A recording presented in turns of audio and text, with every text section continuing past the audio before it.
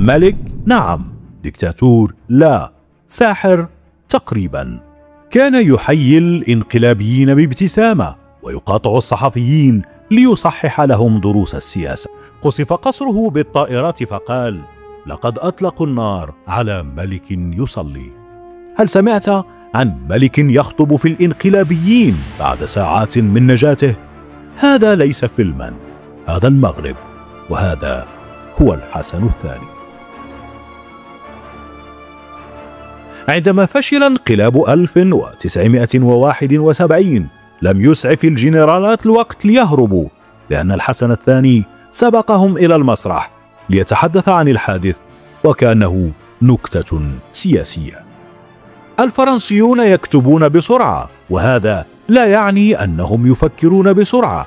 هذه ليست جملة عادية، هذه صفعة ناعمة وجهها الحسن الثاني للصحافة الفرنسية دون أن يرتفع حاجباه.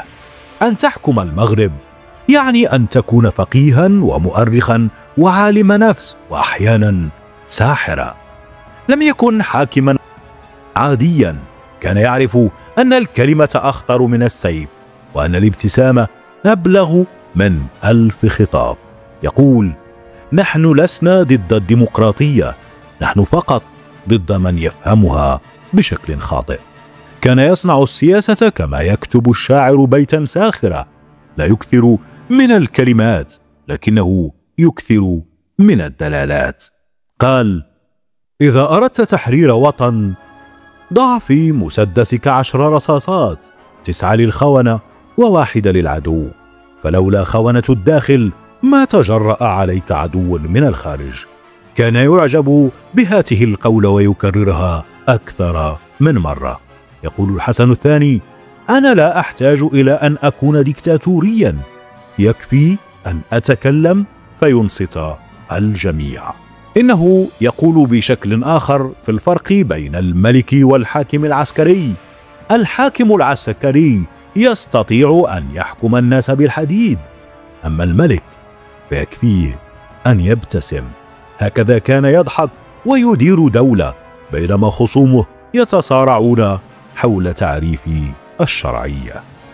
يقول الحسن الثاني: من حاول أن يقتلني لم يعرف أنني أعيش في قلوب شعبي قبل أن أعيش في القصر.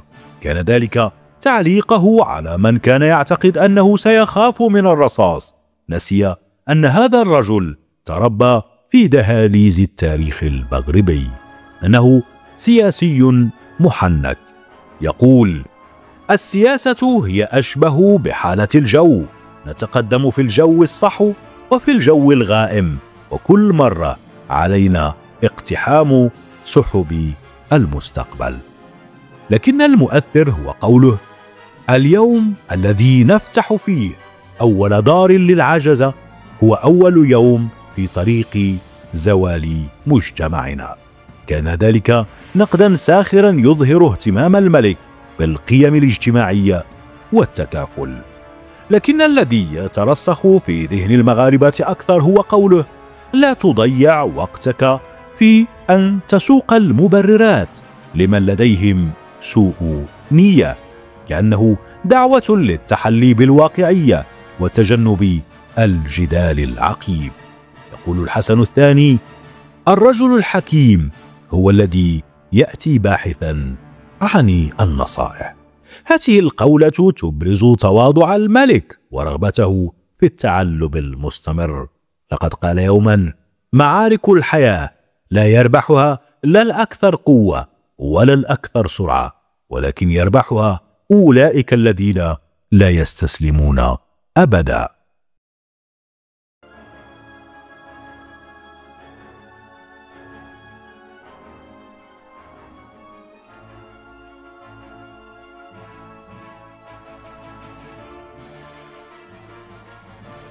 قد تختلف معه، تكرهه، تعارضه، لكنك لا تستطيع تجاهله. الحسن الثاني لم يكن فقط ملكا، كان فنانا في لعبة السلطة، يعرف متى يصمت، متى يبتسم، متى يرعبك دون أن يلمسك. لم ينتصر بالسلاح بل بالكلمة، لم يحكم بجنرالات، بل بهيبة لا تشرح. والسؤال: هل نحتاج اليوم إلى من يحكم أم إلى من يتقن الحكم؟ الحسن الثاني كان يحكم وكان يتقن الحكم. في زمن كان فيه الصوت العربي خافتا، خرج هذا الرجل ليتحدث لغة السخرية والسياسة والمكر الجميل.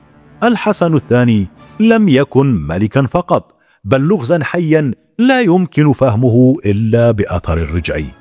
في قلب كل جملة قالها كانت هناك قصة، وفي كل ابتسامة كانت هناك خطة. لا تسأل فقط كيف حكم المغرب، بل اسأل كيف جعل حتى خصومه يصفقون له رغم أنفهم. قال الحسن الثاني: الصحفيون مثل الأطباء، كلما جاءوا إليك أكملوا الجملة بعبارة أحتاج إلى علاج. الصحافة في المغرب مثل الرمال، إذا كانت تهب الرياح في الاتجاه الصحيح فكل شيء سيبدو جميلا.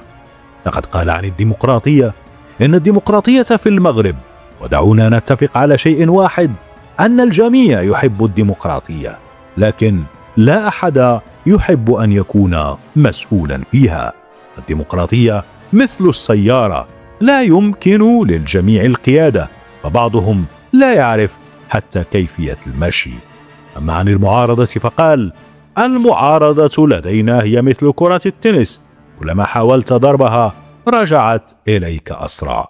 المعارضة تدعي أن لديها أفكارا، أحيانا أفكارا جديدة، لكنها فقط تعيد تقديم نفس الطبخة القديمة. وفي سياق آخر قال: إذا طلبت من الناس رأيا في قضية معينة سيعطونك 50 رأيا، وإذا طلبت رأيا واحدا سيقولون لك الملك هو الحل.